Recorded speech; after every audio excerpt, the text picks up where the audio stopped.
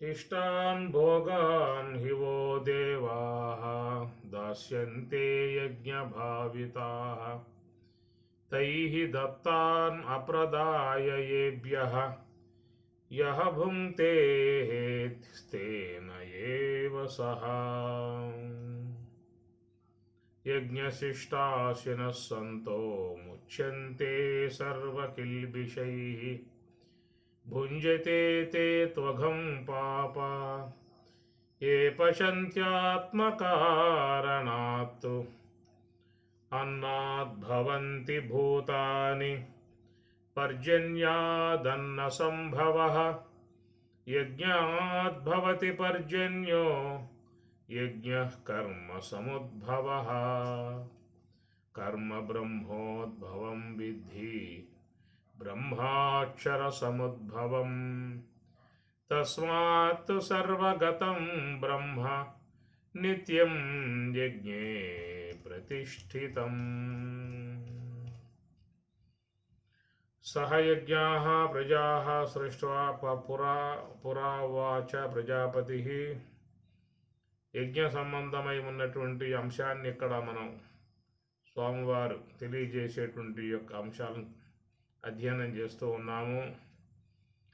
సహయజ్ఞాః ప్రజాః సృష్ట్వా ప్రజలను ప్రజాపతి బ్రహ్మదేవుల వారు మానవులు నిర్మాణం చేసేటప్పుడే వాళ్ళతో పాటు యజ్ఞములు కూడా నిర్మాణము చేసి పంపించాట లోకంలోకి. అనేన ప్రసవిష్యధ్వం ఏషవః అస్తు ఇష్టకామధుకు. ఈ ప్రకారము ఏవైతే ఉన్నాయో యజ్ఞములకు భాగాలు అనేన ప్రసవిష్యధ్వం ఏషవః వహ మీకు ఏషః ఈ యజ్ఞము ఇష్టకామధుక్కు అస్తు నువ్వు కోరుకున్నటువంటి కోరికలను ప్రసాదించేవిగా ఉన్నాయి అనేటువంటి విధానముగా బోధిస్తూ ఉన్నారు. సహయజ్ఞాః ప్రజాః సృష్ట్వా ప్రజలను. కాబట్టి లోకంలో ప్రజా అనే మాట అన్ని జీవులకి వర్తిస్తుంది. జా అంటే పుట్టటం, ప్ర అంటే ఇంకా అది ఉపసర్గ. ప్ర పక్కన పెట్టేస్తే జా అనేది తీసుకుంటే జా అంటే పుట్టుట, జని ప్రాదుర్భావే అని అర్థం. పుట్టినటువంటి విధానం. అందువల్ల జనని అంటారు. ఆమె కన్నది కాబట్టి జనని అని, కన్నాడు కాబట్టి జనకుడు అని. జనని జనకులు. జా అనే పదం పుట్టింపజేయటము. జా ప్రజాహ కాబట్టి జా అంటే పుట్టడం అనే అర్థం వస్తుంది ఇక్కడ. లోకంలో అనేక ప్రాణులు, మానవునితో పాటు అనేక ప్రాణులు లోకంలో ఏర్పడి ఉన్నాయి. అవన్నీ కూడా గత జన్మలలో చేసుకున్నటువంటి కర్మలను మాత్రమే అనుభవించటానికి వచ్చినటువంటి విధానముగా చెప్పటము. ఎందుకంటే ఆ జీవులు తిరిగి మరలా పుణ్య సంబంధమై ఉన్న కార్యాలు చేయటానికి వాటికి అవకాశం అనేది లేదు. ఇతర జీవులు యజ్ఞాలు చేస్తాయా, పూజలు చేస్తాయా, దాన ధర్మాలు చేస్తాయా, ఈ సత్కర్మ సంబంధమై ఉన్నటువంటి ఏవి కూడా చేసే అవకాశం కానీ, యమ నియమ ఆసన ప్రాణాయామ ప్రత్యాహార ధారణ ధ్యాన సమాధులు లాంటి అష్టాంగ ప్రక్రియలను శీలించటం కానీ, శ్రవణ మనన నిధిధ్యాసన తత్వ పదార్థ శోధనము వాసన క్షయము మనోనాశనము జ్ఞానప్రాప్తి జ్ఞానదేవత కైవల్యం అనే అంశాలని అందుకోవడం కానీ ఇతర జీవులలో అవకాశం అనేటువంటిది లేదు, కొరవబడింది అక్కడ. కేవలం అవి గత జన్మల సంబంధమై ఉన్న కర్మలను అనుభవించే విధానంగానే ఆ జీవితాలు వాటికి ప్రసాదించినవిగా మనం చెప్పుకోవాల్సి వస్తుంది. ఆ జీవితాలలో వాటికి సుఖమో దుఃఖమో లాభమో నష్టమో జయమో ఏదో ప్రాప్తించినటువంటి యొక్క వాట్లను అవి అనుభవిస్తూ వెళ్ళిపోవటమే. పక్క వాళ్ళకి చెప్పుకునే అవకాశాలు కూడా వాటికి పెద్దగా లేవు. ఏం చెప్పుకుంటాయి? పశువులు ఉన్నాయి, అవి బాధపడుతూ ఉన్నాయి. ఏమి వృషభాలకు మెడ మీద కాడి వేసి ఆ బండి మీద 30 బస్తాలు 40 బస్తాలు పడేసి దాన్ని కాడి కట్టి కొడతా ఉంటాడు. నువ్వు చూశారు లేదు ఎక్కడన్నా, పల్లె ప్రాంతాలకు పోతే చూస్తారు మీరు. అవి మొయ్యరానంతటి, లాగలేనంతటి శక్తికి మించిన విధానంగా అన్ని బస్తాలు బండి మీద వేసి దాని మెడకు గుదిబండలాగా తగిలించి ఇక దాన్ని బాదుతూ ఉంటాడు, కొడతా ఉంటాడు, ముళ్ళు కర్రతో పొడుస్తూ ఉంటాడు, తోక మెలిపెడతా ఉంటాడు. వాడి ఇష్టం, దాని మీద వాడు స్వారీ చేస్తూ ఉంటాడు. అవి లాగలేక నానా అవస్థలు పడుతూ అటు తూలి ఇటు తూలి ఎంత ఇబ్బందులు పడే పరిస్థితి. ఒకసారి గోతులో పడుతుంది చక్రం, పైకి రాలేదు, కానీ లాగలేక ఎంత అవస్థ పడుతుందో చూడవచ్చు. చూసి మనం ఏం చేయగలుగుతాం? నా ఎడ్లయ్యా, నా బండి అయ్యా, నా ఇష్టం అయ్యా అంటాడు వాడు. ఏం చేస్తా చెప్పండి? ఏమి పురుషుడు కూడా తన భార్యను బాదుతూ ఉంటాడు. ఎవరు ఎందుకు కొడుతున్నావురా అని చెప్పానంటే, అయ్యా నా పిల్లం నా ఇష్టం, నేను కొట్టుకుంటాను. వాడిని ఏమంటాను, నేను కట్టుకున్నాను, ఆమెకు కూడి పెడుతూ ఉన్నాను, పోషిస్తూ ఉన్నాను, నా అధీనంలో ఉన్నది, నేను కొడతాను తిడతాను, నా పిల్లం అది అంటాడు. ఇట్లా లోకంలో ఉంటాయి. అడ్డుపడి ఏం చేయగలిగే అవకాశాలు ఉండవు. ఈ ప్రకారంగా మరి చూస్తే పాపం ఆ ఎడ్లను వాడు ఎంత ఇబ్బంది పెడతాడు, ఎంత హింస పెడతాడు. ఇవి లోకంలో ఎవరు చెప్పుకుంటారు పోయి? నేను మనిషి అయితే ఇట్లా నన్ను కొడతా ఉన్నాడు, తిడతా ఉన్నాడు, నన్ను బాధ పెడతా ఉన్నాడు, నాకు ఏదైనా న్యాయం చేయండి, నన్ను రక్షించండి అని మొరబెట్టుకోవచ్చు. పోలీస్ స్టేషన్లో పోయి చెప్పుకోవచ్చు, కోర్టుల్లో చెప్పుకోవచ్చు, లేదా పెద్దలుగా ఉన్న వాళ్ళ దగ్గరికి పోయి చెప్పుకోవచ్చు, ఆత్మీయులకు చెప్పుకోవచ్చు, బంధువులకు చెప్పుకోవచ్చు. ఎవరికైనా చెప్పుకొని ఏదైనా ఆపద నుంచి బయటపడే అవకాశాలు ఉంటాయి. మరి ఆ పశువు ఆ విధంగా బాధపడుతూ ఉన్న విధానాన్ని ఏ పశువుతో పోయి తన బాధ చెప్పుకునే అవకాశాలు? నోరుందా అంటే ఏం చెప్పుకుంటాయి పాపం? అవి అనుభవించాల్సిందే. మొన్న ఆదివారం వచ్చింది, ఎన్ని జీవులు తెగటాచారో. ఆ వీధుల్లో పోతూ ఉంటే అలాడుతూ ఉంటాయి జీవులు. ఆ తలకాయలు తెగి అక్కడ మొండెలై దీనంగా చూస్తూ ఉంటాయి, మమ్మల్ని కాపాడే వాళ్ళు లేరా వధిస్తూ ఉంటే అని చెప్పేసి. నిజంగా ఎన్ని జీవులు వధింపబడుతూ ఉన్నాయో నిర్దాక్ష్యంగా. అవి మోగగా చూస్తూ ఉంటాయి, ఆశ్చర్యంగా చూస్తూ ఉంటాయి, బాధగా చూస్తూ ఉంటాయి, దీనంగా చూస్తూ ఉంటాయి, జాలిగా చూస్తూ ఉంటాయి. మమ్మల్ని ఏమో రక్షించేవాడు ఉన్నాడా అనే విధానంగా చూస్తూ ఉంటాయి. కానీ వీడు కత్తెత్తిన వాడు తలకాయ తెగిపడేదాకా వాడు తన కార్యం తాను చేస్తూ ఉంటాడు. ఈ ప్రకారంగా లోకంలో ఉన్న జీవులు రోజువారీగా ఏదో ఒక ప్రాణికి బలైపోవటము, ఏదో ఒక కారణంగా అసువులు బాయటము చూస్తూ ఉన్నాం. ఒక మానవ ప్రాణి విషయంలో మాత్రమే కొంచెం వాడికి రక్షణ కవచం చుట్టూ ఉన్నది, కాపాడబడే విధానంగా వాడు ఏర్పాటు చేసుకున్నాడు, చట్టాలు ఏర్పాటు చేసుకున్నాడు. ఎవరైనా ఒక మాట అంటే పరోక్ష దావా కింద వాడు కోర్టులో కూడా వేయచ్చు, నన్ను ఈ విధంగా వాడు అనకారంగా తిట్టాడు అని కూడా పోయి వేయచ్చు. ఇట్లాగా కొంత రక్షణ విధానం మానవుడు తెలివితేటలు గలవాడు కాబట్టి ఏర్పాటు చేసుకోవడం జరిగింది. అందువల్ల వీనికి కొంచెం స్పెషల్ విధానంగా ఈ జపము, ధ్యానము, యజ్ఞము, యాగము, పూజలు, వ్రతాలు, అభిషేకాలు, ఇట్లా దైవారాధన సంబంధమై ఉన్నటువంటి అవకాశాలు ఒక మానవ ప్రాణి కాడ ఏర్పడి ఉన్నటువంటి విధానం. అది ఈశ్వరానుగ్రహముగా కూడా భావించుకొనవచ్చు. నీకు పుణ్యం సంపాదించుకునే అవకాశం భగవంతుడు కలగజేశాడు కనుక పుణ్య విశేషముతో మంచి మరి రాబోయే కాలంలో భవిష్యత్తులో ఉన్నతమైనటువంటి యొక్క మార్గాలలో పోవటానికి నీకు సదుపాయాలు ఉన్నాయి. అలాంటి విధానం మానవ జన్మ. ఇది ఊర్ధ్వ ప్రాణి, మిగతావన్నీ తిరియక్ జంతువులు, 4 కాళ్ళ జంతువులు. కాబట్టి అవి కేవలం ఒక ఆహారాన్ని భుజిస్తూ, నిద్ర వస్తే నిద్రపోతూ, కామం కలిగితే భోగిస్తూ, ఇట్లా ప్రకృతి సంబంధమై ఉన్నటువంటి వాట్ల స్వభావాలకు లోనై ఉంటాయి అవన్నీ కూడా. అందుకే ఉత్తర గీతలో కూడా పరమాత్మ ఆహార నిద్రా భయమైదునాని సామాన్యం ఏతతు పశుభిః నరాణాం జ్ఞానం నరాణాం అధికః విశేషః జ్ఞానేన హీనః పశుభిః సమానః అని ఉత్తర గీతలో కృష్ణ పరమాత్మ వారే చెప్పే మాట.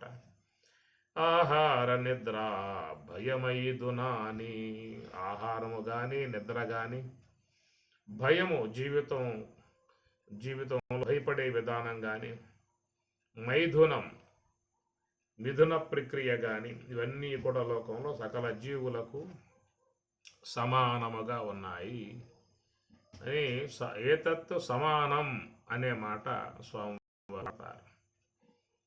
సమానంగా ఉన్నాయా అనే విషయం కొంచెం విచారించాము అంటే కూడా కొన్ని వాటిలలో తేడా పాడాలు కనపడతాయి. ఎందుకంటే ఆహారము అని మొదటిది, ఆహార నిద్ర భయమైదన అని. ఆహారం చేసుకోండి, మరి చూసినట్లయితే లోకంలన్నిటికీ కూడా ఒక నియంత్రణ ఉన్నది ఆహార విషయాలు. పక్షులు ఉన్నాయి అంటే పండ్లు ఎక్కువగా తీసుకుంటూ ఉంటాయి. పశువులు అని చెప్పుకోండి, అవి పచ్చిగా బయళ్ళు గడ్డిని చక్కగా ఆహారం తీసుకుని మంచి పాలు అవన్నీ ఇస్తూ ఉంటాయి. ఇక మృగాలు జోలికి పోతే అవి క్రూర మృగాలుగా పుట్టాయి కాబట్టి వాళ్ళ స్వాభావిక విధానముగా అవి మాంసాలనే భుజించే విధానంగా ఉంటుంది. మాంసం భుజించేటువంటి పులి సింహాలు లాంటివి గడ్డి జోలికి పోవు. గడ్డిని భుజించేటువంటి పశువు లేడి ఇలాంటివన్నీ కూడా మాంసం జోలికి పోవు. ఇట్లా ఒక నియంత్రణ, వాటి జన్మతః వచ్చిన స్వభావాలు కానీ ప్రకృతి పరంగా ఏర్పడ్డటువంటి నియంత్రణలు కానీ అవి దాటిపోయే విధానం ఉండదు. ప్రకృతి నియమాలకు లోబడి అవి జీవిస్తూనే ఉన్నటువంటి విధానం, వాటి స్వభావాలు ప్రకృతి ద్వారా వచ్చేసాయి. ఈ క్రూర మృగం వంటిది అన్ని జీవుల్ని తింటూ ఉన్నది కాబట్టి దానికి ఎంతో పాపం వస్తుంది అనేటువంటి మాట వాడే అవకాశాలు లేవు. ఎందుకంటే వాటికి ఆ ప్రకృతి ద్వారా వచ్చిన స్వభావం, అది స్వాభావిక ప్రవృత్తి, అది స్వభావస్తు ప్రవర్తతే. అందుచేత కర్తృత్వ విధానం వాటిలో లేదు కాబట్టి స్వాభావికముగా వచ్చినటువంటి ప్రకృతి ద్వారా వచ్చిన స్వభావాలు కాబట్టి అవి అట్లాగే జీవిస్తూ ఉంటాయి, అంతే తప్పు. కాబట్టి మానవుని విషయంగా చూసినట్లయితే ఏమిటి వీటికి ఆహారము? పశువులకైతేనేమో గడ్డి అన్నారు, మృగాలకైతేనేమో మాంసం అన్నారు, పశువులకైతేనేమో పండ్లు అన్నారు. మరి మానవునికి ఆహారం ఏమిటయ్యా అని చెప్పనంటే ఏం చెబుతా చెప్పండి? విశ్వంలో ఉన్నవన్నీ మొత్తం వాడు స్వాహా చేస్తానే ఉన్నాడు. మొత్తం ఏం మిగల అరణ్యాల్లో ఉన్నాయి మొత్తం దీన్ని పారేసాడు. ఇక నదుల్లో సముద్రాల్లో ఉన్నవన్నీ గాలించి అవి మొత్తం తిని పారేస్తా ఉన్నాడు. ఆకాశంలో పరుగులు చేసే పక్షులన్నిటినీ కూడా వాళ్ళు వేసి బనాలతో కొట్టి అవి తినేస్తూ ఉన్నాడు. ఇట్లా అన్నీ తినిపారేగా ఇక నా చివరికి ప్రభుత్వం వాళ్ళే అవకాశం కలగజేసి ఇక నువ్వు పెంచుకోరా, గొర్రెల పెంపకాలు అని కోళ్ళ పారాలని చెప్పని ఇవి పెట్టుకుని నువ్వు తినే వ్యవహారం పెట్టుకో అని చెప్పేసి అని ప్రభుత్వం వాళ్ళు వారికి వెసులుబాటు ఇచ్చారన్నమాట. కాబట్టి ఈ ప్రకారం వీటికి ఒక ఆహారం అనేటువంటి నియంత్రణ ఏమి లేదు. అన్ని ఆహారాలు భక్షించేటువంటి స్వాభావిక విధానం వాటిలో వచ్చేసేసింది. మనిషికి ఇచ్చినటువంటి స్వాభావికమై ఉన్నటువంటి స్వతంత్రత ఆలోచన విధానాన్ని క్రమబద్ధం చేసుకున్నట్లయితే మంచిగా ఎక్కువగా మరి పుణ్యాన్ని సంపాదించుకోవడానికి అవకాశం అనేటువంటిది ఉంటుంది. అవకాశం కలగజేశాడు మానవునికి. ఎందుకంటే సహయజ్ఞా ప్రజా సృష్ట్వా, సహ అంటే కూడా, వాడితో కూడా అని అర్థం. ప్రజలను ప్రజాపతి సృష్టించాడు అని చెప్పనంటే కొన్ని ఎసులుబాట్లు మానవునికి ఇచ్చినటువంటి విధానం అన్నమాట. వేదం ఈశ్వర ప్రోక్తం అన్నారు. ఋగ్వేదం, యజుర్వేదం, సామవేదం మంత్రభాగాలన్నీ కూడా ఈశ్వరుని ద్వారా ఇవ్వబడ్డటువంటివి.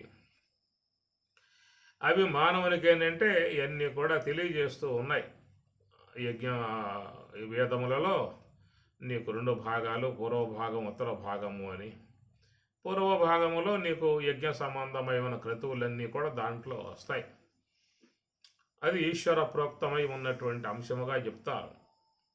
అపౌరుషేయము అని కూడా మాట వాడతారు. వేదం ఏమిటాయంటే అపౌరుషేయము, సామాన్య మానవుల చేత ద్వారా వచ్చింది కాదు, వాళ్ళచే చెప్పబడింది కాదు. అది ఈశ్వరుని ద్వారా ఈశ్వర ఉచ్ఛ్వాస నిశ్వాసలుగా ఏర్పడ్డటువంటి ఈశ్వరవాణి వేదము. ఈశ్వరవాణి ఈశ్వరుడే ప్రసాదించాడు అని. అందువల్ల ఈ వేదము యొక్క సంబంధాధికారం ఒక మానవుని యందు మాత్రమే ఉన్నది. కనుక మానవుడు మాత్రమే ఆ వేదాధ్యయనం చేయటం కానీ, వేదములో ఉన్న మంత్ర భాగాలను అవగాహన చేసుకోవటం కానీ, ఇవన్నిటినీ కూడా మహాత్ములు మంచి అవగాహనగా ఇచ్చారు. శిక్ష, కల్ప, వ్యాకరణం, నిరుక్తం, ఛందస్సు, జ్యోతిష్ శాస్త్రాలు లాంటి షడంగాలు అవి కూడా ప్రసాదించారు. ఋగ్వేదం, యజుర్వేదం, సామవేదం, అధర్ణ వేదం అని చెప్పిన వేదములు, వేదాంగములు ఇంకా మనకి చక్కగా అవగాహన చేసుకోవడానికి ఇంకా మహాత్ములందరూ కూడా సహాయపడిన విధానము. కాబట్టి వాళ్ళ నుంచి మనకు ఎన్నో ఉపనిషత్తులు, మరి గ్రంథములు ఎన్నో వెలువడ్డటువంటి విధానము. ఇవన్నీ ఏమిటంటే మానవునిలో చక్కటి మార్పు అనేది రావటానికి, తెచ్చుకోవటానికి అవకాశంగా ఉన్నటువంటి విధానం. ఏమి జంతూనాం నరజన్మ దుర్లభమతః పుంస్త్వం తతో విప్రత అని శంకరాచార్యుల వారు కూడా వివేక చూడమని అనే గ్రంథం రచిస్తూ మొట్టమొదటిగానే ఆయన గారి ఈ శ్లోకాన్ని చెప్తాడు. జంతూనాం నరజన్మ దుర్లభమతః పుంస్త్వం తతో విప్రత అని అంటూ ప్రారంభమవుతుంది వివేక చూడమని. జంతూనాం నరజన్మ దుర్లభమతః, దుర్లభం, దుర్లభతరం, దుర్లభమతం. కాబట్టి జంతువునాం, ఈ లోకంలో ఎన్నో ఉన్నాయి జీవులు. ఈ జంతువులలో మానవుడు కూడా జంతువే. అంటే పుట్టడం కాబట్టి జంతువు అనే అర్థం అన్నమాట. ఇది క్లారిటీ పొంది ఉన్న జంతువు, ఇది పుట్టినటువంటి ప్రాణి. కనుక మరి పరమేశ్వరుడు చక్కటి జ్ఞానాన్ని ఆయన అందించటము, అనేక మంది ఋషులు వాళ్ళు కూడా మరి సరైనటువంటి మంచి జ్ఞానాన్ని వాళ్ళు అందించటము, అర్థం కాకపోతే తెలియజేయటానికి ఎంతోమంది మహాత్ములు, గురువులు అనేటువంటి వాళ్ళు కూడా ఉండటము. ఈ ప్రకారంగా మరి ఆ జీవితాన్ని చక్కటి విధానంగా పయనింపజేసుకుని జ్ఞానాన్ని, పుణ్యాన్ని ఎట్లను చక్కగా సముపార్జన చేసుకుంటానికి గల అవకాశాలు ఉన్నాయి. మానవ దేహం కాడ ఉన్నాయి. ఇతర జీవుల దగ్గర మనం చూస్తాం కదా, అవన్నీ మన వాటి దగ్గర లేవనే చెప్పాలి. లేవు కూడా అంతే, లేవని చెప్పేదేముంది. అందువల్ల చూస్తే ఇతర ప్రాణులన్నీ కూడా మరి అవి ఎండకు ఎండాల్సిందే, వానకు తడవాల్సిందే, చలికి వనకాల్సిందే. అవేమైనా సొక్కాలు గుడ్డుకుంటాయా, ప్యాంట్లు వేసుకుంటాయా, దుప్పట్లు కప్పుకుంటాయా, ఇండ్లు కట్టుకుంటాయా, ఏం చేసుకుంటాయని చెప్పని. అదే మానవుడైతే మంచిగా మంచి ఏసీ రూములు ఏర్పాటు చేసుకుంటాడు, మంచి మంచి భవంతులు ఏర్పాటు చేసుకుంటాడు, మంచి తిబాసులు ఏర్పాటు చేసుకుంటాడు, పని వాళ్ళని పెట్టుకుంటాడు, మంచి మంచి ఆహార పదార్థాలు చేయించుకుంటాడు, చక్కగా సత్సంగాలు చేసుకోవచ్చు, జపం చేసుకోవచ్చు, ధ్యానం చేసుకోవచ్చు, తీర్థయాత్రలకు పోయి రావచ్చు, యజ్ఞాదులు కొనసాగించుకోవచ్చు, పుణ్యకర్మాలను ఆచరించుకోవచ్చు, పుణ్యాన్ని సంపాదించుకోవచ్చు, జ్ఞానాన్ని సంపాదించుకోవచ్చు. ఇవన్నీ కూడా మంచి వెసులుబాటు, అవకాశాలు ఉన్నటువంటి ప్రాణిగా చెప్పటం కారణంగా జంతువునాం నరజన్మ దుర్లభమతః అని శంకరాచార్యులు వారు చెప్పే మాట. దుర్లభం మానుషం దేహం మళ్ళీ మళ్ళీ రాబోది మానవ జన్మ అని చెప్తున్నారు మహాత్ములు అందరూ కూడా. కాబట్టి ఈ ప్రకారంగా వచ్చినటువంటి చక్కటి అవకాశంగా చెప్పుకోవచ్చు. ఎందుకంటే ఇది మన అధీనములో ఉన్నటువంటి అవకాశాలు కావు. మళ్ళా రమ్మంటే అది రావటానికి అది మన చేతుల్లో ఉన్న విధానాలు కావు. శరీరం పోయిన తర్వాత మళ్ళా నాకు మానవ దేహాన్ని ఇవ్వాలయా అని ఎవరు చెప్పుకుంటా పోయి నువ్వు నాకు మానవ దేహాన్ని కనుక ఇవ్వకపోతే నేను సుప్రీంకోర్టుకైనా కానీ పోయి వాదన చేస్తా అని చెప్పానంటే ఎవరు దాన్ని అంగీకరిస్తారు? ఎవరు నీ మొరను ఆలకించేది ఎవడు? నీ మాట వినేది ఎవడు? నీ మాటలు లెక్కల్లోకి తీసుకునేది ఎవరు? ఎవరు లేరు. మొరబెట్టుకో కావాలంటే. అదంతా ప్రకృతి చట్టం. ఈ జీవితంలో ఈ శ్వాస అనేది ఆడుతూ ఉన్నది, ఊపిరి ఆడుతూ ఉన్నది. ఈ ఊపిరి కూడా భగవంతుడే లోన ముడివేశాడు. దాన్ని పట్టుకుందామా చెక్కదు, చూద్దామా కనపడదు. కానీ అది లేకపోతే బతికే అవకాశాలు లేవు. ఎన్నున్నా కానీ, కాళ్ళున్నా, చేతులున్నా, తలకాయ ఉన్నా, నోరున్నా, కళ్ళు ఉన్నా, ఏమున్నా కానీ శ్వాస లేకపోతే ఏం చేస్తాం? ఒకవేళ కాళ్ళు లేకపోతే బండి వేసుకుంటున్నారు, పోతా ఉన్నారు. ఇంకేదైనా లేకపోయినా దాని ప్రత్యామ్నాయంగా ఏర్పాటు చేసుకుంటూ తన జీవన విధానం కొనసాగించుకుంటూ పోతూ ఉన్నారు. ఇట్లాగా కొన్ని మానవునికి సదవకాశాలు లాంటివి ఏర్పడుతూ ఉన్నాయి. మరి శ్వాస అనేది లేకపోతే ఏం చేస్తావు? ఇంకా అది ఆడుతూ ఉన్నది, లోనకి బయటికి వస్తూ ఉన్నది. ఏదో కనికరం, ఈశ్వరుడు కనికరం. దాన్ని ఆడించకపోతే ఇటు పోతాడరా అని చెప్పేసి అని ఆయన గారు కూర్చొని దాన్ని ఆడించే పని పెట్టుకున్నాడు ఆయన గారు. కాబట్టి ఈ ప్రకారంగా మనకు అనూహ్యముగా ఉన్నటువంటి యొక్క అంశాలు చాలా ఉన్నాయి. మనం ఏదో తెలుసు అని చెప్పి అనుకుంటూ ఉంటాం. ఏమీ తెలియదు. ఏం తెలుసా అని చెప్పానంటే నిన్నేం చేసుకుందాం కూరలో, మొన్నేం చేసుకుందాం కూరలో, ఈ పూట ఏం చేసుకుందాం కూరలు, రేపు ఏం చేసుకుందాం కూరలో, ఈ విధంగా ఈ లెక్కలు వేసుకుంటారే తప్ప అంతకమించి లోపలేం జరుగుతుంది, ఏం తెలుస్తుంది నీకు అసలు? కాబట్టి ఏదో మొత్తానికి భగవంతుడు నీకు ఒక మంచి అవకాశాన్ని ప్రసాదించాడు.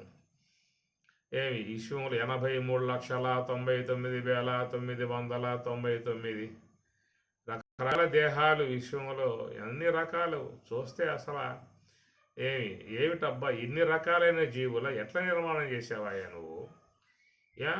చూస్తే మీరు చూడండి, అరణ్యానికి పోండి, లేదా పొలం గట్లకు పోండి, వేరే ప్రదేశాలకు పోండి, ఎన్ని జీవులు అక్కడ నీ కళ్ళ ముందు తారాట్లాడుతూ ఉంటాయి. ఎన్ని రకాలు, ఎన్ని యాంగిల్స్, ఎన్ని ఆకృతులు, ఎట్లా చేశావు, ఎట్లా ఈ నిర్మాణం సాధ్యమయ్యిందనే విషయంగా ఆశ్చర్యపోయే పరిస్థితిగా ఉంటుందన్నమాట.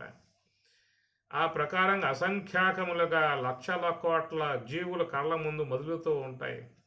అలాంటివన్నిటినీ కూడా నువ్వు తప్పించుకుని ఇక్కడికి వచ్చి పడ్డావు అని చెప్పానంటే ఏదో అదృష్టకరమ నేను లాక్కొచ్చిందా, లేక సర్వేశ్వరుడే నీపై అనుగ్రహంతో ఈ విధంగా జ్ఞానయుక్తమై ఉన్నటువంటి యొక్క మానవ ధ్యానంలో పడేశాడా అని చెప్పని మనకి ఆలోచిస్తే అర్థం అవుతుంది. కన్నులతో కనపడదు, ఒక మనసుతో చూడగలిగితే నీకు ఆ సర్వేశ్వరుడి యొక్క ఇచ్చిన అవకాశం నీకు కనపడుతుంది. కాబట్టి ఆ ప్రకారంగా ఇక్కడ చెప్పిన సహయజ్ఞా ప్రజా సృష్టవా పురావో ఆచ ప్రజాపతి. సహా అంటే కూడా అని అర్థం అన్నమాట. అది కేవలం ప్రజాహ ప్రకర్షేణ అనగా విశేషముగా ఏర్పడ్డటువంటి జన్మనే అర్థం మనం తీసుకోవాలి. ప్రజా అన్నప్పుడు అంటే ప్రకర్షేణ మిక్కుటముగా, అంటే పుట్టటం అన్నమాట. లోకంలో అన్ని జీవులు పుట్టినవే మనలాగానే. కొన్ని అండాల్లో పడతాయి, కొన్ని శ్వేతజాల్లో పడతాయి, కొన్ని వృక్షాల మీద పడతాయి. నానా రకాలైనటువంటి విధాయకాలుగా పుట్టే విధానాలు ఉన్నాయి. అన్ని యోనిజములే కావు, అండజములు ఉన్నాయి, శ్వేతజములు ఉన్నాయి, మాలిన్య జములు ఉన్నాయి, భూమిని చీల్చుకుంటూ పుట్టుకొచ్చేటువంటివి ఉన్నాయి. ఇట్లా నానా రకాలుగా విశ్వంలోకి జీవులు అవ్యక్తముగా ఉన్నటువంటివన్నీ కూడా ఏదో రూపంగా ఏదో ఒక ఆకారం, ఆ చెట్టో పొట్టో గొట్టో తేగో గేగో ఏదోనా కానీ వ్యక్తమై రావాలి అనేటువంటి ఒక తాపత్రయం కనబడుతూ ఉంటుంది జీవులలో. భూమిని చీల్చుకుని ఎక్కడో ఉన్న గింజ మన మొలకెత్తి అంత గట్టిగా ఉన్నటువంటి ఇక భూమిని కూడా పెళ్ళగించుకొని ఆ మొక్క చూడండి ఎట్లా పైకి వస్తుందో.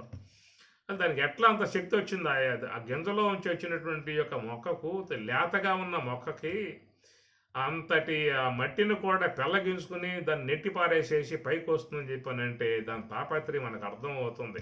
నేను విశ్వంలోకి రావాలి, నాకు ఒక ఆకృతి కావాలి, నేను కూడా చక్కగా విశ్వంలో వ్యక్తమై నేను వ్యవహరించాలి. ఏదో చెట్టో పొట్టో గొట్టో తేగో గేగో ఏదైనా కావచ్చు కాక అన్నటువంటి కోణముగా ఆ జీవులు అవ్యక్తముగా ఉన్నటువంటి జీవులు వ్యక్తముగా రావటానికి తాపత్రయపడే విధానం చూసినట్లయితే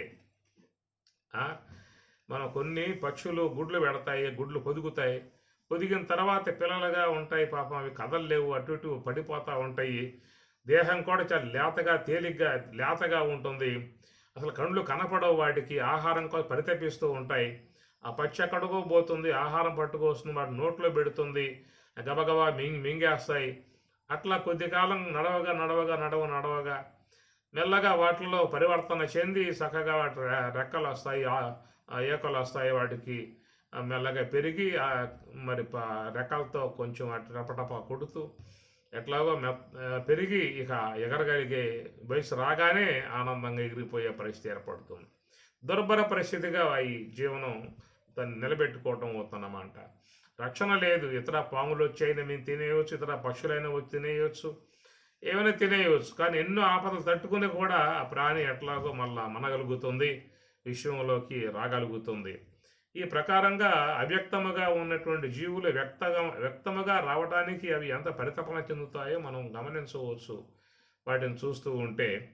ఇట్లా వచ్చేటువంటి వాటిలలో అగ్రగణ్యమై ఉన్నటువంటిదిగా, ఎంతో వివేకము కలిగి ఉన్నటువంటిదిగా విజ్ఞానము, సుజ్ఞానము, ప్రజ్ఞానము, ఆత్మజ్ఞానము ఎన్నింటినో సంతరించుకొని చక్కటి అవకాశాలను సంతరించుకుని ఉన్నటువంటి దుర్లభం మానుషం దేహం అని మహాత్మ చెప్పినట్లుగా అలాంటి యొక్క ఒక శరీరానికి మాత్రమే సర్వేశ్వరుడేమన్నా సహయజ్ఞాహ ఇన్ని అవకాశాలతో వాళ్ళను సృష్టించాడా అని చెప్పనే విషయం మనకు కొంచెం చూస్తే అర్థం అవుతుంది. ఎందుకంటే ఇక్కడ స్వామివారు సృష్టించారు, ప్రజాపతి సృష్టించాడు అని చెప్పి అంటూ ఉన్నాడు. సహయజ్ఞా ప్రజా. కాబట్టి ఈ ప్రకారంగా చూసినట్లయితే మనం ఎంత మరి అదృష్టవంతులము అనేటువంటి మాట కూడా చెప్పుకోవచ్చు.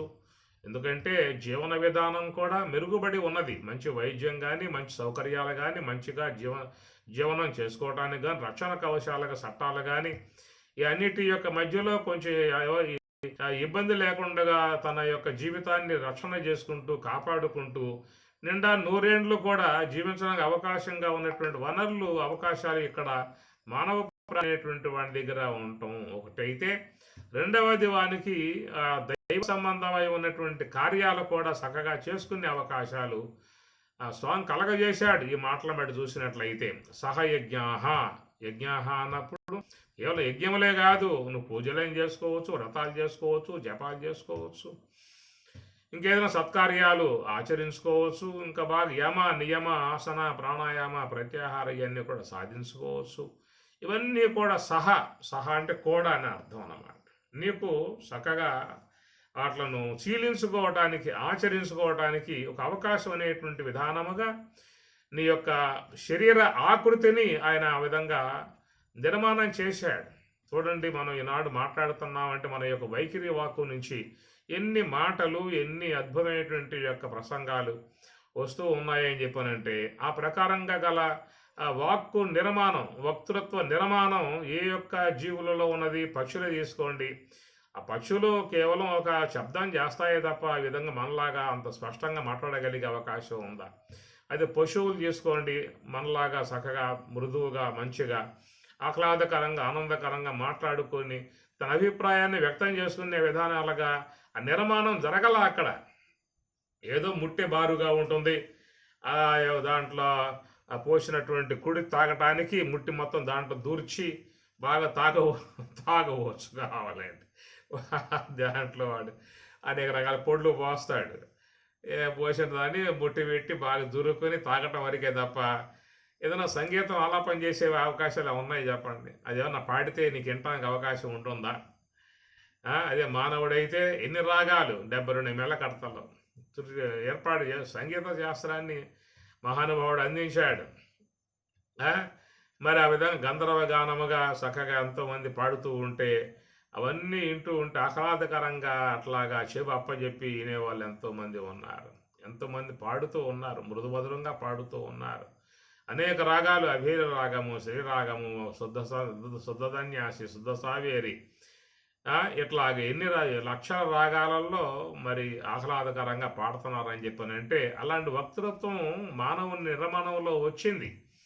అన్ని రాగాలను స్పృశించగలిగేటువంటి యొక్క వైఖరి విధానములో సర్వేశ్వర ప్రకారంగా దానిని నిర్మాణం చేసిన విధానమే కదా. అది మనం చేసుకునే అవకాశాలు ఉన్నాయా ఆయన చేయకుండగా ఆయన చేసిన విధానం.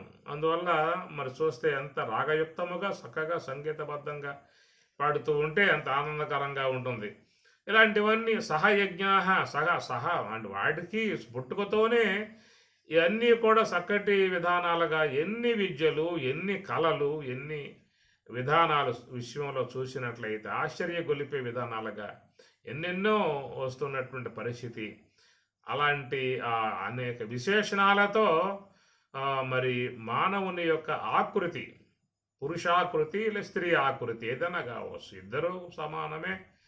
ఇద్దరు సృష్టి వ్యవహారాలలో సహకరించే విధానం సర్వేశ్వరుని యొక్క సంకల్పం. ఏకోహం బహుశ్యాం అన్నట్లుగా తన సృష్టి యొక్క సంకల్ప విధానం కాబట్టి ఈ ప్రజలను ఉత్పత్తి చేయడానికి ఇరు తెరగులుగా సర్వేశ్వరుడు ఒక నిర్మాణ ప్రక్రియ కొనసాగించుకొని ఒక స్త్రీ ఆకారంగా పురుష ఆకారంగా ఏర్పాటు చేసుకుని ఆ ఇరువురి ద్వారా తిరిగి మరలా అనేక మంది ప్రజలను మరలా విశ్వంలో నిర్మాణం చేసుకునేటువంటి ఒక చట్టబద్ధమైనటువంటి ఒక ప్లాన్ ప్రకారంగా ఆయన నిర్మాణం చేసుకోవడం జరిగింది. సరే, ఇవన్నీ ఒక ఎత్తు అయితే మరి మానవ జీవితంలో చక్కటి ఆధ్యాత్మిక సంబంధమై ఉన్న వనరులు పెంపొందింపజేసుకుని అటు మోక్షానికి వెళ్ళవచ్చు, లేకపోతే దివ్యమై ఉన్నటువంటి దివ్య లోకాలకి వెళ్ళవచ్చు, ఉత్తమమై ఉన్నటువంటి జన్మలను పొందవచ్చు. ఇక్కడ మనకి శ్లోకాలలో మనకు వచ్చే అంశాలు ఇవే. ఈ దేవాన్ భావయతానేన తే దేవా భావయంతు పరస్పరం భావయంత శ్రేయ పరం అవాప్స్యథ. అయ్యా, మీరు దేవతలను పూజ చేయండి, ఆ దేవతలు మిమ్మల్ని గౌరవిస్తారు, మిమ్మల్ని గమనిస్తారు. కాబట్టి మీ ద్వారా వాళ్ళు పూజింపబడగా వాళ్ళ ద్వారా మీరు కోరుకున్నటువంటి ప్రాప్తింపబడగా మీరు ఇరువురు కూడా చక్కటి శ్రేయ పరం అవాప్స్యథ, శ్రేయస్సును జీవితంలో పొందనని చెప్పినట్టు చెప్పుకొచ్చేమాట. అయితే వీటి మీద మనకేంటంటే విన్నప్పుడు కొన్ని డౌట్లు కూడా కలుగుతూ ఉంటాయి. ఇక్కడ దేవతలు అంటూ ఉన్నారు, ఇంకేవో లోకాలని చెప్పి అంటూ ఉన్నారు. అసలు ఇవన్నీ ఉన్నాయా లేవా అనేది కూడా మనస్సుకి తడుతూ ఉంటాయి మళ్ళీ అన్నమాట. ఎందుకంటే విశ్వాసం ఉన్నటువంటి భాగంలోనే కొంత అవిశ్వాసం యొక్క అంశాలు కూడా పనిచేస్తూ ఉంటాయి. ఎందుకంటే మనకి జీవితంలో ఇవన్నీ ప్రత్యక్షానుభవాలుగా వస్తున్న అంశాలు కావు, కేవలం శాస్త్రముల ద్వారా తెలియబడుతున్నటువంటి అంశములు అన్నప్పుడు వీరు చెప్పినటువంటి యొక్క ఈ మాటలలో ఎంతవరకు వాస్తవం ఉన్నది?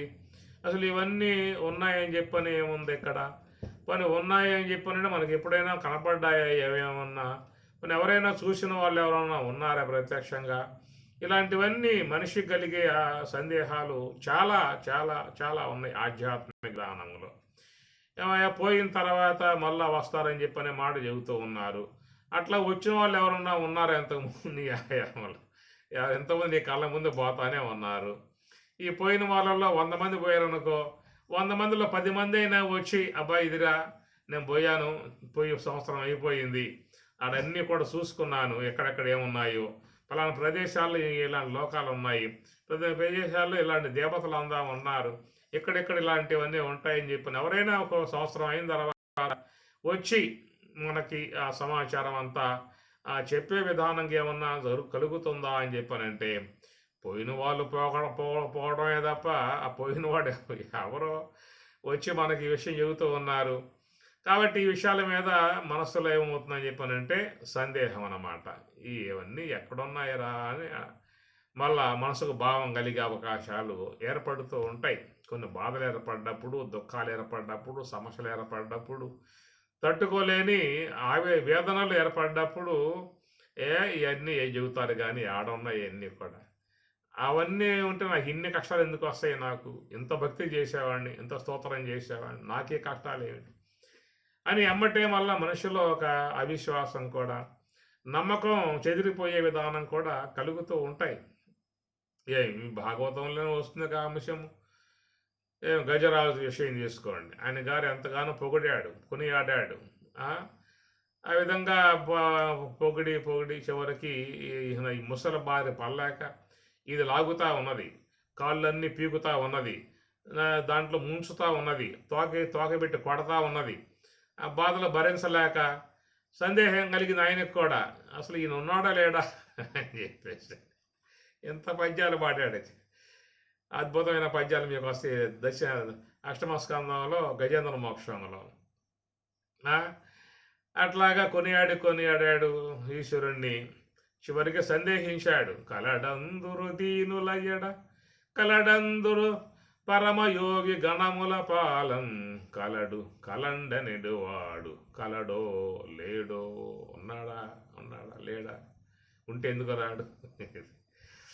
ఇట్లా మనకు కూడా ఒక ఆధ్యాత్మిక సంబంధమై ఉన్నటువంటి విషయాలు విన్నప్పుడు, ఈ లోకాలు, ఈ దేవతలు ఇవన్నీ చెప్పినప్పుడు అసలు ఇదంతా ఉన్నారా, ఈ లోకాలన్నీ ఉన్నాయా, ఉంటే ఎప్పుడు మనకు కనపడలేదే, అనుభవానికి రాలేదే. సరే, మనకంటే ఆలభగ్నులము, కించిగ్నులము, మనకంత పరిజ్ఞానం లేదుగా, అనుభవంలో రాకపోవచ్చు.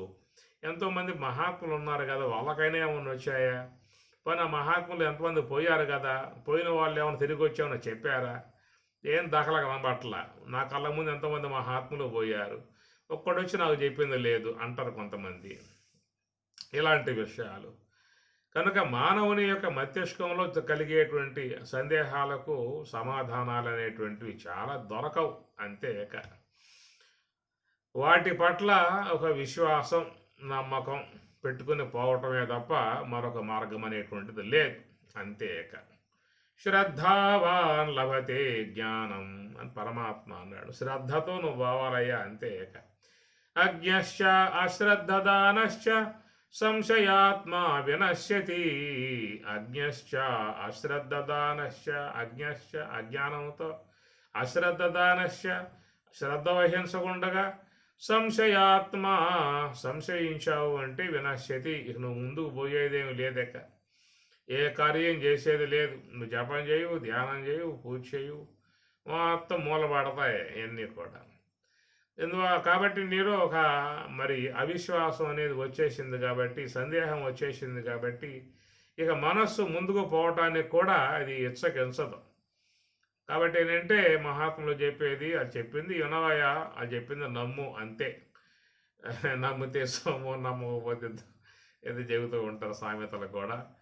కాబట్టి ఆ ప్రకారంగా ఏంటంటే కూడా మనకి శాస్త్రం చెప్పేవన్నీ నమ్మకంలో చేరేటువంటి అంశాలు అంతవరకే. కనుక అవి పెద్దలు చెప్పారు, గ్రంథాలు బోధిస్తూ ఉన్నాయి. భగవద్గీత కృష్ణ పరమాత్మల వారు బోధించారు, వేదవ్యాసుల వారు మనకి అది అందించారు. కనుక మహానుభావులు మాటలు మనం జీవితంలో తీసుకోవాలి. అవి వాస్తవాలనే విషయముగా నమ్మకం కలిగి ముందుకు అడుగులు వేసుకుంటూ పోవాలి, అంతేనే నిశ్చయించుకోవాలి తప్ప సందేహించుకున్నాము అని చెప్పనంటే మాత్రం మనకు అవి పూర్ణముగా మన ముందుకు వచ్చి ప్రత్యక్షం కావు. ఏమి కాబట్టి అన్నది విశ్వాసంలో ఉన్నటువంటి భాగంగా చెప్పేటువంటి విధానం. వాస్తవికంగా చూస్తే మన జీవితం చాలా వరకు విశ్వాసంలోనే పోతా ఉన్నది. ఒక నమ్మకంతోనే జీవితం అనేది నడుస్తూ ఉంటుంది. మన జీవించే జీవితంలో చాలా 50% పైగా, 75% పైగా ఒక నమ్మకంతోనే జీవితం పోతా ఉన్నది. ప్రత్యక్ష అనుభవాలుగా మనకి ఏవి కూడా పెద్దగా రావు. నమ్మకంతోనే అడుగులు ముందుకేసుకుంటూ పోతూ ఉంటాం. నమ్మకం, నమ్ము అంటారు. డాక్టర్ వద్దకు పోయావనుకో, అయ్యా నాకు పొట్టలో నొప్పి వస్తూ ఉన్నది, అప్పుడప్పుడు కొంచెం బాధ కలుగుతున్నది, చాలా వేదన పెడతా ఉన్నది అని చెప్పని చెప్పుకుంటాడు పేషెంట్. డాక్టర్ ఏం చేస్తాడంటే ఎక్స్రే తీయండిరా అంటాడు వీడికి.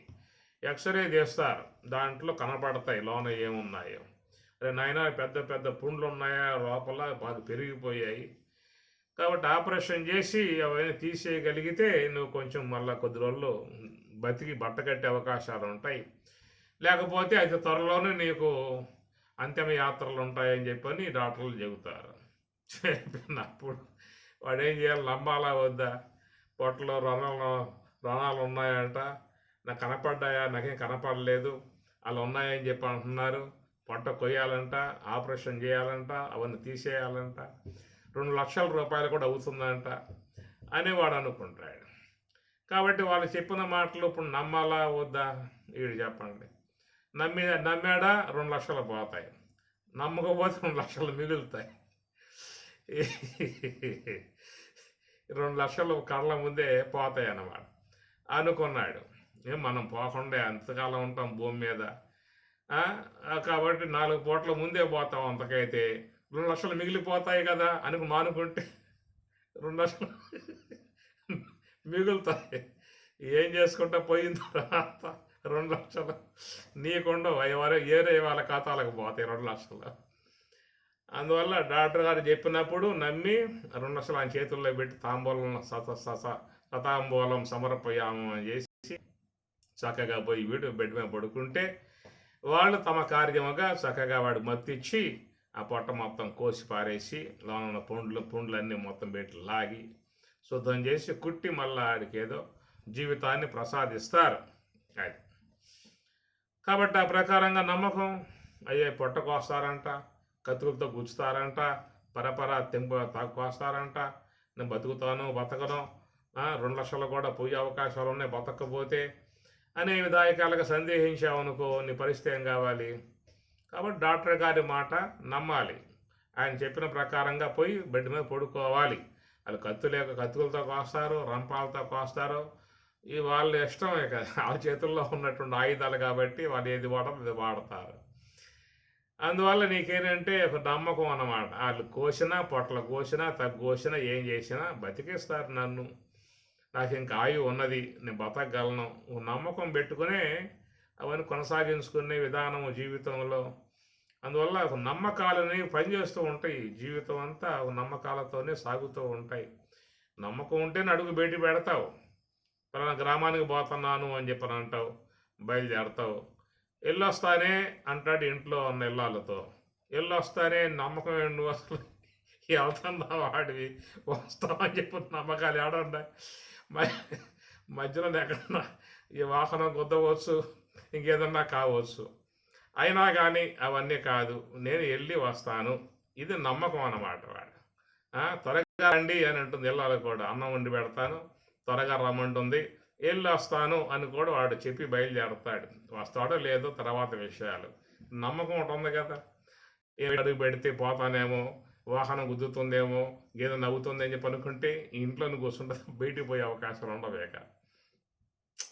ఇవి ప్రకారంగా చూస్తే అడుగడుగున నీకు అనుమానాలే, సందేహాలే. ఎందుకంటే మనకి ప్రత్యక్షంగా గోచరించేవి కావు పరిణామాలు. అందువల్ల ఏం జరగబోతుందో విశ్వంలో ఉంటాయి, జరుగుతూ ఉంటాయి, అంతవరకే వాటిని మనం ఆస్వాదించడం తప్ప మనకు చేసిందేమీ లేదు.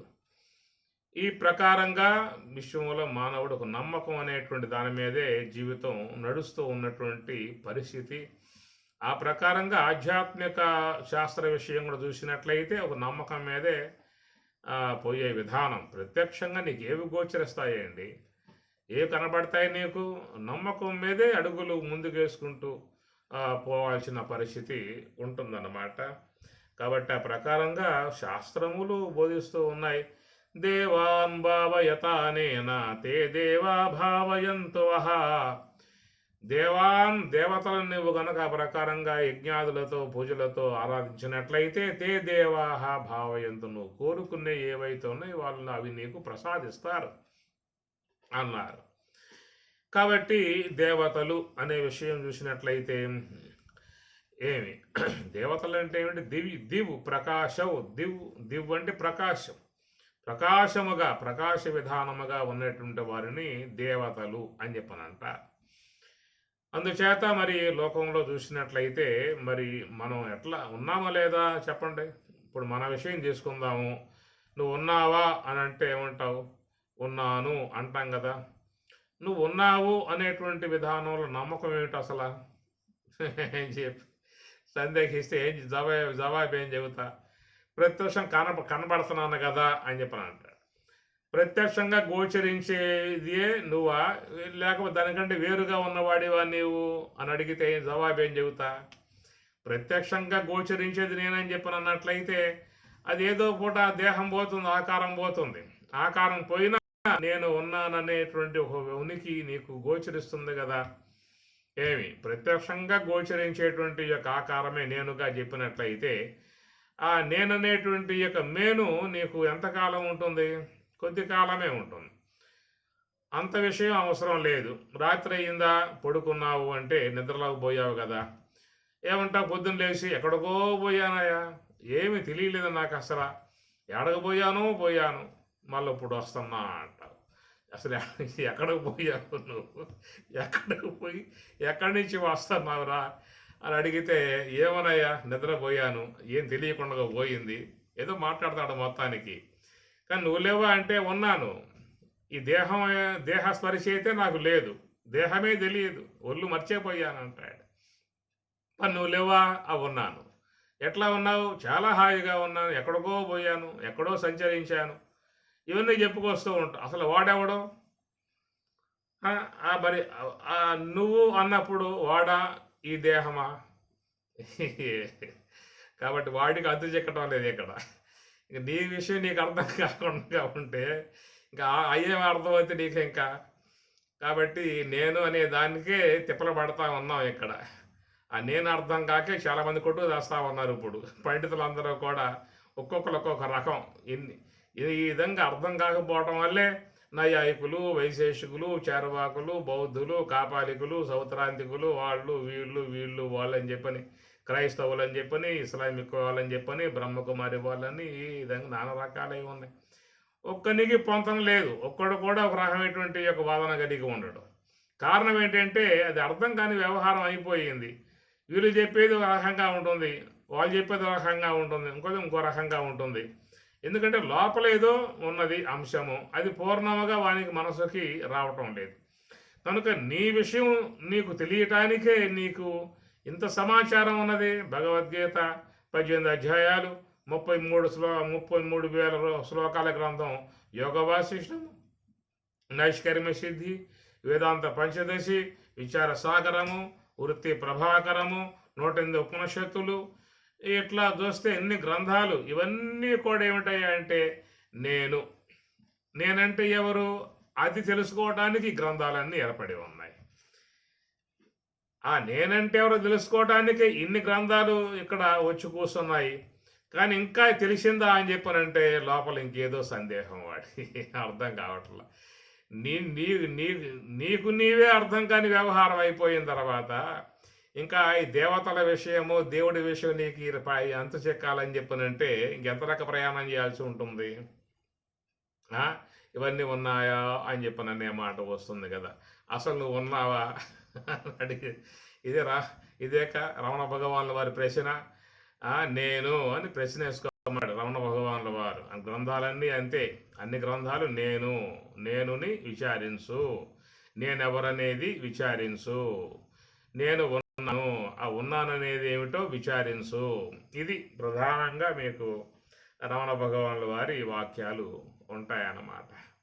కాబట్టి ఆ ప్రకారంగా చూసినట్లయితే నీకు నీవే అర్థం కాకుండా ఉన్నటువంటి పరిస్థితి. నువ్వు మనస్సా, నీవు బుద్ధ్యా, నీవు తెలివా, నీవు అహంకారమా, నువ్వు జ్ఞానేంద్రియాలా, నువ్వు కర్మేంద్రియాలా, నువ్వు అంతరేంద్రియాలా, నువ్వు దేహమా, లే స్థూల దేహమా, సూక్ష్మదేహమా, కారణదేహమా, నువ్వు ఏదై ఉన్నావు అసలు ఇక్కడ? నువ్వు ఏదై ఉన్నావు, నువ్వు ఏది కానిదై ఉన్నావు? ఈ విషయాల మీద కూడా చాలా గందరగోళ వ్యవహారం అంతా ఉన్నది. దేహం ప్రాణమపి ఇంద్రియాణ్యపి చలాం బుద్ధిం చ శూన్యం విదుః స్త్రీ బాలాంతజడోపమాస్త్వహమితి భ్రాంతా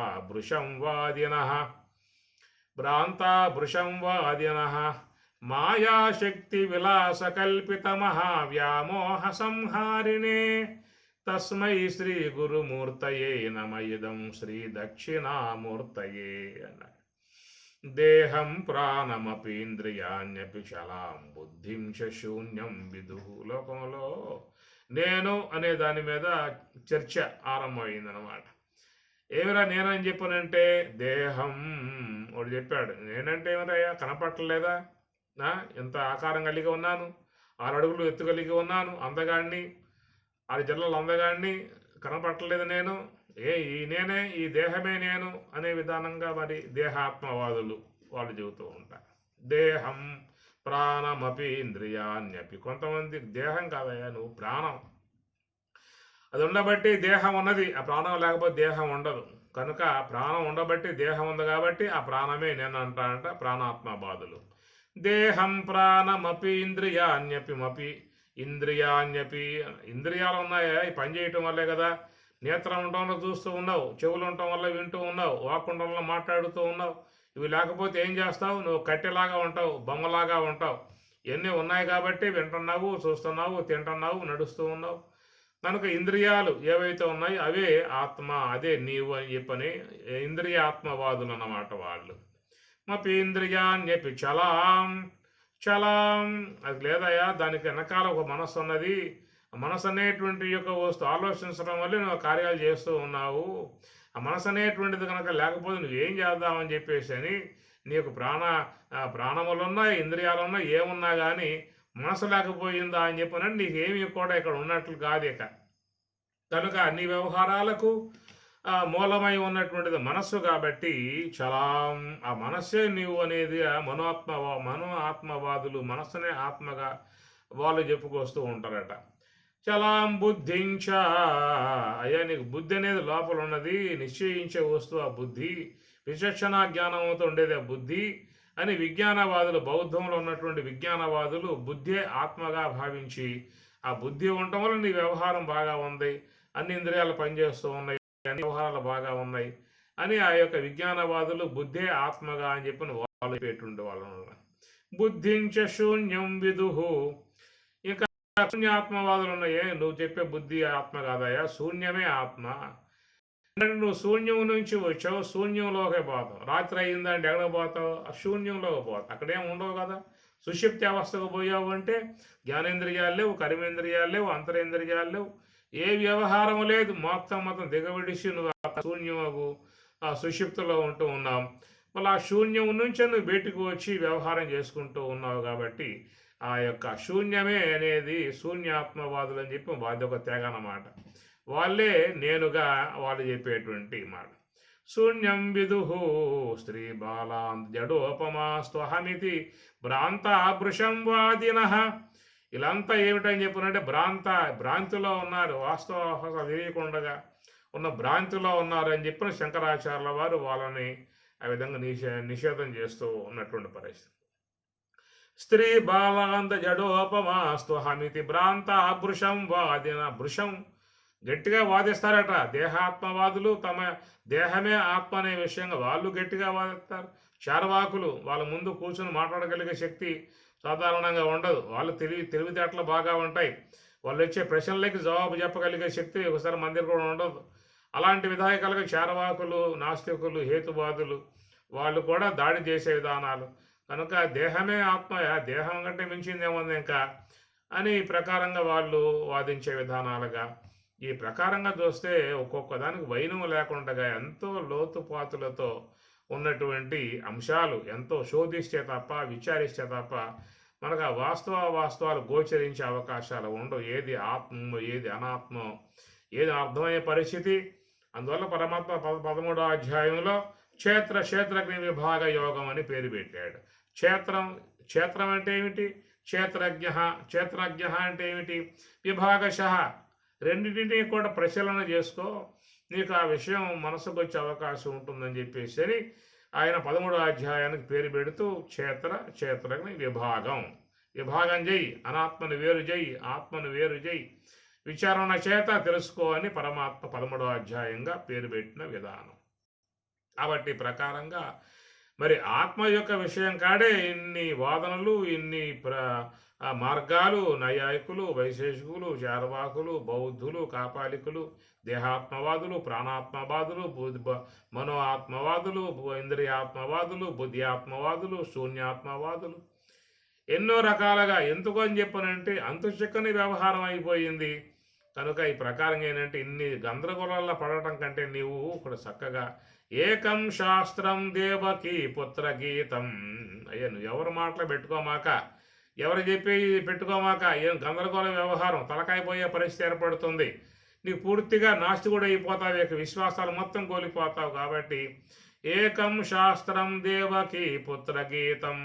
సమస్త శాస్త్రాలను మదించి ఏ భగవంతుడు మనకి ఈ యొక్క గీతా శాస్త్రం అందించాడో ఆ ఒక్కదాన్ని పట్టుకుని దాన్ని నమ్ముకుని ఆయన చెప్పే మాటనే శిరోదాయకంగా ధరించి ముందుకు పొమ్మని చెప్పిన విధానంగా మనకు భగవద్గీతలో కొన్ని వాక్యాలు అట్లా వస్తూ ఉంటాయి. కనుక శ్రద్ధావాన్ లభతే జ్ఞానం, శ్రద్ధ వహించమని చెప్పని చెప్తున్నటువంటి మాట. కాబట్టి ప్రకారంగా చాలా అంశాలు విచారణ చేస్తే తప్ప నీకు గోచరించే విధానం కాదు. అదే విచారణ అన్నారు. ఏం విచారణ అంటారు. సప్త భూమికలు మనకి యోగ వాసిష్టంలో వశిష్ఠ భగవానులు వారు బోధిస్తారు. శుభేచ్ఛ, విచారణ, తనుమానస, సత్వాపత్తి, అసంశక్తి, పదార్థ భావని, తుర్యగా అని చెప్పని సప్త భూమికలు మీకు యోగ వాసిష్టంలో రామచంద్ర స్వాముల వారికి వశిష్ఠ భగవానులు వారు చెప్పిన అంశాలు. సప్త భూమికలలో ఒకటి విచారణ అన్నారు. ఆ విచారణ అనేది సద్గురువుల ద్వారా మహాత్ముల ద్వారా చేసినట్లయితే మనకు చాలా సందేహాలు తీరిపోయే విధానాలు ఏర్పడతాయి. కనుక ఇవన్నీ కూడా మరి మనసు ఇంద్రియాలు గోచరించేవిగా లేవు కదా అందువల్ల మరి సందేహం కలిగే అవకాశాలు ఏర్పడతాయి. ఉన్నాయా లేవు అనేది సందేహం కలిగే అవకాశాలు లాంటివి ఏర్పడతాయి. కాబట్టి ఏంటంటే మనకు వాటికి శాస్త్రమే ప్రామాణికము, శాస్త్రమే కన్ను అన్నారు. సర్వస్య లోచనం శాస్త్రం యస్య నాస్తి అంధః ఏవ సహ అన్నారు మహాత్ములు. సర్వస్య లోచనం శాస్త్రం, నీకు లోచనం కన్నేమిటయ్యా అంటే నీకు శాస్త్రమే కన్ను అన్నారు. మనకి ఏ ప్రకారంగా అయితే కన్నులు ఉంటేనే ఎట్లా చూడగలుగుతూ ఉన్నామో, ఎందుకంటే ఇప్పుడు చూడండి శబ్దము అన్నాం కదా, ఈ శబ్దం అనబడి దాని రూపం ఉందా? రూపం లేదు. ఆ రూపం లేనటువంటి యొక్క శబ్దం మరి శబ్దం ఉన్నదా? వినబడుతుంది కదండి. కాబట్టి రూపం లేకపోయినా కానీ దాన్ని తెలుసుకుంటున్నాము అంటే దానికి చెవులు అనేటువంటి కన్నులు కావాలి. చెవులనే కన్నులు ఉంటేనే నీకు శబ్దం అనేటువంటి వస్తువు గోచరించే అవకాశం ఉన్నది. శబ్దము, ఆ శబ్దము యొక్క సంబంధ అర్థము, ఆ అర్థములు కూడా సౌలభ్యంగా ఉన్నాయా, అసౌలభ్యంగా ఉన్నాయా, కాఠిన్యంగా ఉన్నాయా, మృదువుగా ఉన్నాయా, కొనియాడేవిగా ఉన్నాయా, తెగడేవిగా ఉన్నాయా, పొగడేవిగా ఉన్నాయా, తిట్టేవిగా ఉన్నాయా, సంతోషం కలగజేసేవిగా ఉన్నాయా, కోపం తెప్పించేవిగా ఉన్నాయా, వాడు పొగుడుతూ ఉన్నాడా, తెగుడుతూ ఉన్నాడా, ఇవన్నీ మీకు తెలుస్తూ ఉంటాయి అన్నమాట. మరి రూపం ఉందా వాడికి? ఏమన్నా రూపం లేకపోయే. కానీ ఆ శబ్దములలో ఉన్నటువంటి పొగిడే శబ్దముల, తిట్టే శబ్దముల, అనుకూలంగా శబ్దముల, ప్రతికూలంగా శబ్దముల ఎట్లా నీకు కనపడుతున్నాయి మొత్తం కూడా అంటే నీకు కన్ను ఉన్నది, చెవి అనే కన్ను ఉన్నది. కాబట్టి అన్ని రకాలుగా ఉన్న శబ్దాలను కూడా నువ్వు చెవి ద్వారా చూడగలుగుతూ ఉన్నావు. ఆ చెవి లేకపోతే ఏం తెలుస్తుంది నీకు? ఇంకా శబ్దములకు సంబంధమైన అంశాలు. కాబట్టి ఆ ప్రకారంగా మరి చూస్తే ముక్కు తీసుకోండి, అది గంధమా, సుగంధమా, దుర్గంధమా అనే విషయం గోచరించాలంటే నీకు ముక్కనే కన్ను ఉండాలి. అదే ప్రకారంగా తీప, పులుప, ఉప్ప, కారం, వగరా, చేద, ఏ రకమా, ఏ రుచ, అని తెలియాలని చెప్పనంటే నీకు కన్ను ఉండాలి. ఏది? నాలుక అనే కన్ను ఉండాలి. ఆ కన్ను ఉంటే నీకు అవన్నీ కూడా కనబడతాయి. ఇది తీపి అని చెప్పని అంటావు, ఇది పులుపు అని చెప్పని చూసావు, నువ్వు ఆ కంటితో చూసావు. కాబట్టే దాని రూపం లేకపోయినా కానీ, కనపడే వస్తువుగా లేకపోయినా కానీ నువ్వు ఆ యొక్క నాలుక అనే కన్నుతో చూసి అయ్యే తీపి, ఇది పులుపు, ఇది వగరు, ఇది చేదు అని చెప్పి అంటూ ఉన్నావు. ఎట్లయితే నీకు మరి రసాల యొక్క విషయంలో నాలుక కన్నై ఉన్నదో, శబ్దాల విషయంలో చెవి కన్నై ఉన్నదో, గంధముల యొక్క విషయం ముక్కు కన్నుగా ఉన్నదో, అట్లా మనకి పారమార్థికమై ఉన్నటువంటి దైవీ సంబంధమై ఉన్నటువంటి విషయాల కాడ నీకు శాస్త్రము కన్ను అన్నమాట. కాబట్టి ఆ శాస్త్రం అనే కన్ను అవన్నీ చూపిస్తుంది. ఎట్లయితే నీకు చెవి అనే కన్ను ఎట్లా శబ్దముల యొక్క అర్థాలు చూపిస్తుందో, ఏ ప్రకారం నాలుక అనే కన్ను అది తీప, పులుప, ఉప్ప, కారం, వగరా, చేద అనేటువంటి వాటిలో రూపాలు లేకపోయినా కానీ, కన్ను కనపడకపోయినా కానీ అది చూపిస్తూ ఉన్నదో, అట్లాగా కనపడకుండా ఉన్న రసాలని చెవి నాలుక చూపిస్తుంది. కనపడకుండా ఉన్నటువంటి శబ్దాలని చెవి అనేది చూపిస్తూ ఉన్నది. కనపడకుండా ఉన్నటువంటి యొక్క దైవ సంబంధమై ఉన్నటువంటి అంశాలని శాస్త్రం అనే కన్ను చూపిస్తుందట. కనుక ఏమన్నారండి పెద్దలు, సర్వస్యలోచనం శాస్త్రం. తాత్విక విషయంలో ఈ శాస్త్రమే కన్ను అన్నారు. యస్య నాస్తి అంధః ఏవ సహ. ఎవడికైతే ఆ కన్ను లేదో వాడు శాస్త్ర విషయంలో, భగవద్ విషయంలో, ఆధ్యాత్మిక విషయంలో వాడు గుడ్డివాడు అని అన్నారు. కాబట్టి ప్రకారంగా ఇక్కడ చెప్పేటువంటి విషయాలన్నీ కూడా మనకి మరి పరమాత్మ చెప్పేటువంటి శాస్త్రవాక్యాలలోని విశ్వాస భాగాన్ని ఉంచి మనం గ్రహించుకోవాల్సిన ఆవశ్యకత ఉంటుంది. సహ యజ్ఞా ప్రజా సృష్ట్వా పురా ఉవాచ ప్రజాపతి. పూర్వము ప్రజాపతి బ్రహ్మదేవుల వారు ఉవాచ చెప్పాడట. ఏం చెప్పాడయా అంటే, అనేన ప్రసవిష్యధ్వం ఏషః వహ మీకు ఏషః ఇవి. అనేనా ప్రసవిష్యధ్వం అస్తు ఇష్టకామధుకు. నువ్వు కోరుకున్నటువంటి ఏవైతే ఉన్నాయి అంశాలు అవన్నీ కూడా నీకు చక్కగా ప్రసాదింపజేసేవిగా ఉన్నాయని చెప్పని మానవులతో పాటే ఇవన్నీ కూడా నిర్మాణం చేసి మానవుణ్ణి ఈ లోకంలోకి పంపటం అనేటువంటిది జరిగింది అని అంటూ ఉన్నారు. కాబట్టి ఇతర పశువులతో కూడా, ఇతర పక్షులు, ఇతర మృగాలు, ఇతర కీటకాలు ఏవైతే ఉన్నాయో మరి వాటికి కూడా వర్తిస్తుందా అని చెప్పానంటే ఇక్కడ ప్రజాహ అన్నాడు. ప్రజాహ అనేది మనిషికి వర్తింపబడేటువంటి మాట. జా అంటే అన్ని జీవులకు వర్తిస్తుంది. జని ప్రాదుర్భావే అన్నీ పుట్టాయి, కానీ ప్రకర్షేణ కొన్ని విశేషణాలతో మిక్కుటమై ఉన్నటువంటి యొక్క విశేషణాలతో ఏర్పడ్డటువంటిది మానవుడు. కాబట్టి మానవుణ్ణి ప్రజాహ అని చెప్పనంటూ వాడితో పాటే కొన్ని విశేషణాలు భగవంతుడు కల్పించి ఈ లోకంలోకి పంపించాడనేటువంటి మాటగా మనకి ఇక్కడ చెప్తున్నటువంటి అంశము. ఓం సహనా భవతు సహనౌ భునక్తు సహ వీర్యం కరవావహై తేజస్వినావధీతమస్తు మా విద్విషావహై. ఓం శాంతి శాంతి శాంతి. హరి ఓం తత్సతు.